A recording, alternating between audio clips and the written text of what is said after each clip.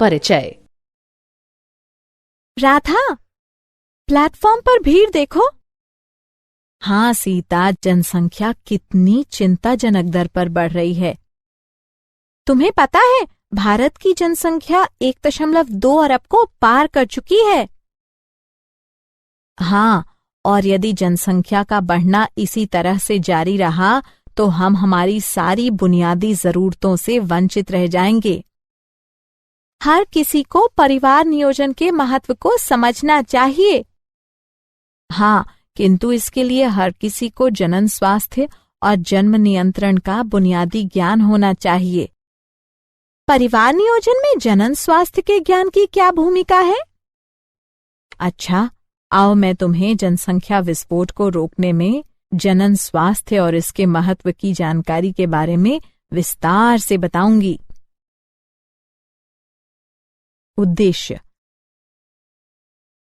इस पाठ के अंत में आप निम्न करने में सक्षम हो जाएंगे: विभिन्न जनन समस्याओं और कार्यनीतियों की पहचान करना, जनसंख्या विस्फोट के कारणों को समझना, जन्म नियंत्रण की विधियों की पहचान करना, MRT को समझना, यौन संचारित संक्रमित रोगों की जानकारी प्राप्त करना, बंध्यता के कारणों को समझना।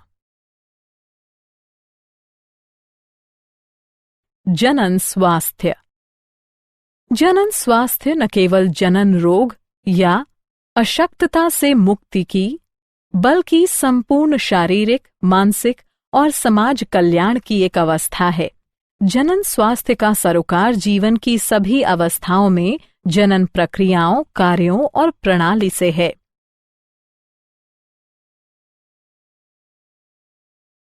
जनन स्वास्थ्य समस्याएं। जनन स्वास्थ्य की मुख्य समस्याओं में शामिल हैं अनैच्छिक संगर्भताएं यानी गर्भधारण, मातृ मृत्यु और अक्षमताएं, यौन संचारित यानी संक्रमित रोग, बंध्यता यानी बांझपन, किशोर अवस्था की जनन स्वास्थ्य समस्याएं। जनन स्वास्थ्य कार्यनीतियां। संपूर्ण जनन स्वास्थ्य के लक्ष्य की प्राप्ति हेतु एक राष्ट्र स्तरीय रणनीति का अनुसरण किया जाता है।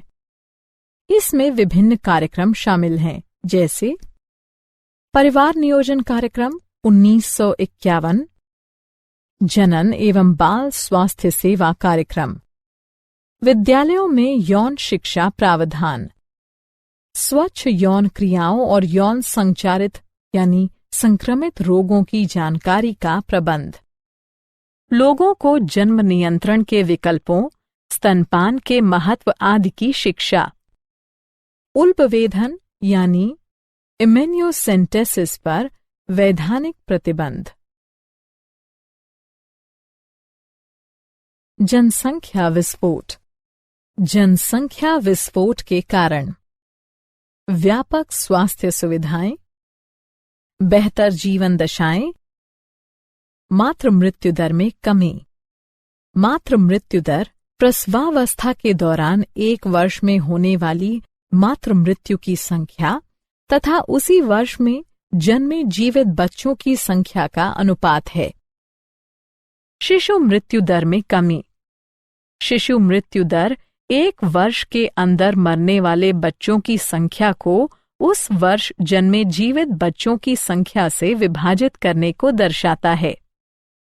मृत्यु दर में कमी समय की एक निश्चित अवधि के दौरान एक निश्चित क्षेत्र की जनसंख्या में होने वाली मृत्यु का अनुपात है। सामान्यतः प्रतिवर्ष 1000 लोगों में से होने वाली मृत्यु की संख्या के रूप में इसकी गणना की जा सकती है। जन्म नियंत्रण।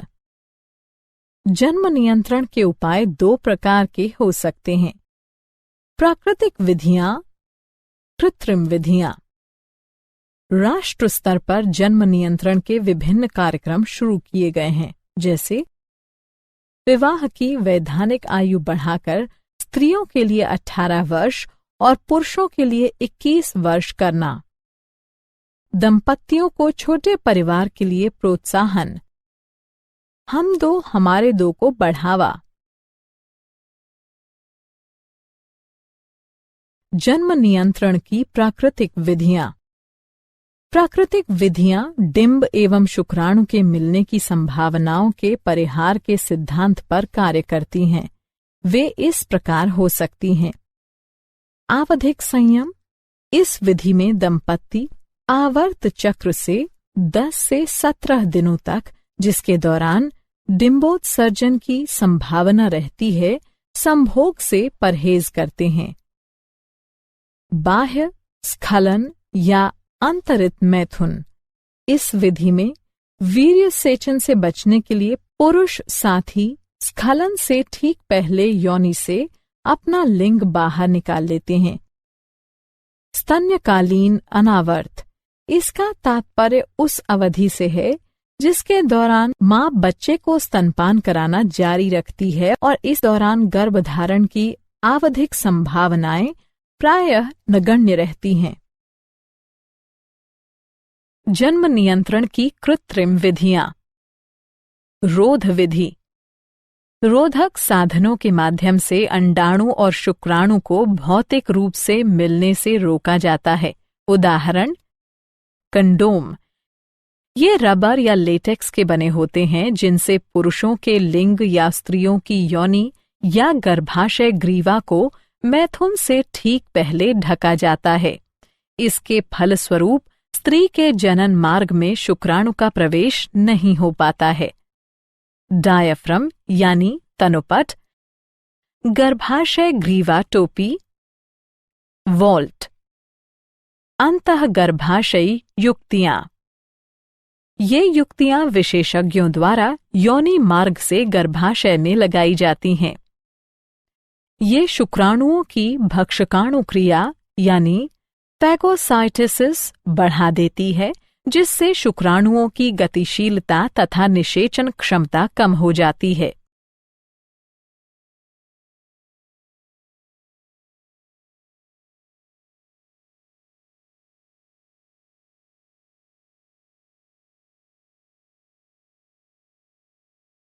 गर्भनिरोधक गोली।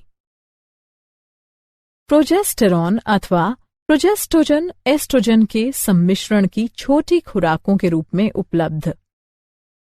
ये गोलियां आर्तव काल यानी 7 दिन की अवधि को छोड़कर रोज ली जा सकती है। ये अंडोत्सर्जन और रोपण को संदमित करती हैं। टीके के रूप में गर्भनिरोधक। प्रोजेस्टोजन अकेले या फिर एस्ट्रोजन के साथ सम्मिश्रण में टीके या त्वचा के नीचे अंतरोप यानी इम्प्लांट के रूप में दिए जाते हैं। शल्यक्रिया विधियां। इन्हें बंध्याकरण भी कहा जाता है। ये विधियां गर्भधान से बचाव की अवधि विधियां यानी टर्मिनल मेथड्स हैं। ये 2 प्रकार की होती हैं। शुक्रवाहक यानी उच्छेदन, वैसेक्टोमी। इसमें शुक्रवाहकों के एक छोटे भाग को हटा दिया जाता है। नलिका उच्छेदन। इसमें डिंब वाहिनी के एक छोटे भाग को हटा दिया जाता है।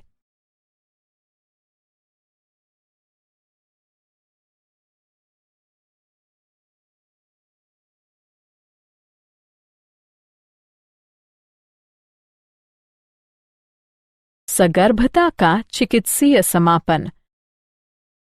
गर्भावस्था पूर्ण होने से पहले जानबूझकर या स्वैच्छिक रूप से गर्भ के समापन को चिकित्सीय सगर्भता समापन या प्रेरित गर्भपात कहा जाता है।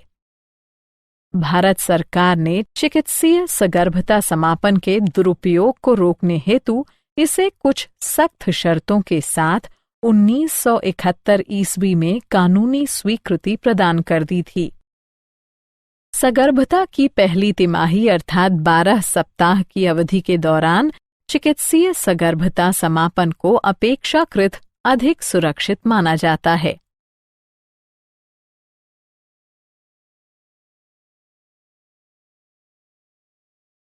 यौन संचारित रोग। सहवास जन्य रोगों या संक्रमणों को सामूहिक रूप से यौन संचारित रोग कहा जाता है। सुजाक, उपदंश यानी सिफिलिस, जननिक परिसर्प, क्लेमिडियता यानी क्लेमिडियासिस, लैंगिक मस्से, ट्राइकोमोनसता यानी ट्राइकोमोनियासिस, यकृत शोथ बी और एड्स। संचरण की विधि: रक्ताधान, असुरक्षित सहवास, संक्रमित सुइयों और शल्य उपकरणों का साझा प्रयोग, संक्रमित मां से बच्चों को। यौन क्षेत्रों में लक्षण: खुजली, तरल पदार्थ का स्राव, दर्द, सूजन, जटिलताएं यानी समस्याएं, श्रोणिशोथज रोग, गर्भपात, मृत शिशु जन्म, अस्थानिक सगर्भता, बंध्यता, जनन क्षेत्र में कैंसर। रोकथाम: अनजान व्यक्ति या बहुत से व्यक्तियों के साथ यौन संबंध से बचें। सहवास के दौरान हमेशा कंडोम का उपयोग करें। संदेह की स्थिति में आरंभिक जांच और संपूर्ण चिकित्सा से समस्याओं से बचाव हो सकता है। बंध्यता: बंध्यता से तात्पर्य असुरक्षित सहवास के बावजूद संतानोत्पत्ति की असमर्थता से है। बांझ दंपतियों को संतानोत्पत्ति के योग्य बनाने की विभिन्न विधियां सहायक जनन प्रौद्योगिकी कहलाती हैं। ये हैं पात्र निषेचन, इन विट्रो फर्टिलाइजेशन, युग्मक अंतः डिंब वाहिका अंतरण, अंतः कोशिकीय शुक्राणु निक्षेपण यानी इंट्रा साइटोप्लाज्मिक स्पर्म इंजेक्शन, कृत्रिम वीर्य सेचन यानी आर्टिफिशियल इंसेमिनेशन। ART तकनीक: पात्र निषेचन। इस विधि में प्रयोगशाला में अनुरूपी परिस्थितियों में पत्नी या दाता स्त्री के डिंब और पति या दाता पुरुष के शुक्राणु एकत्र कर उन्हें युग्मनज का निर्माण करने हेतु प्रेरित किया जाता है।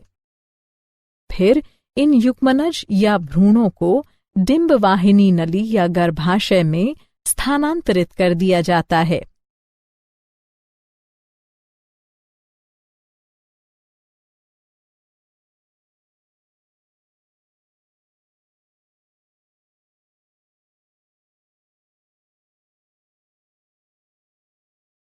युग्मक अंतः डिंब वाहिनी नली स्थानांतरण: इस विधि में दाता के डिंब को दूसरी स्त्री की डिंब वाहिनी नली में स्थानांतरित कर दिया जाता है। अंतः कोशिकीय शुक्राणु निक्षेपण: इस विधि में प्रयोगशाला में एक शुक्राणु सुई के जरिए सीधे अंडाशय में निक्षेपित कर दिया जाता है। कृत्रिम वीर्य सेचन: इस तकनीक में पति या किसी स्वस्थ दाता से लिए गए शुक्राणु को कृत्रिम रूप से स्त्री की योनि अथवा गर्भाशय में डाला जाता है। क्या आप जानते हैं, Loyola university Chicago स्ट्रिच school of medicine के जनन अंतस्राव विज्ञान विभाग के निदेशक के अनुसार शुक्राणु पर लैपटॉप कंप्यूटरों से उत्पन्न ताप का नकारात्मक प्रभाव पड़ सकता है। अंडकोश के निकट ताप शुक्राणु को क्षति पहुंचा या मार सकता है, जिसके फलस्वरूप शुक्राणु की संख्या या गतिशीलता में कमी या फिर पूर्ण बंध्यता भी आ सकती है।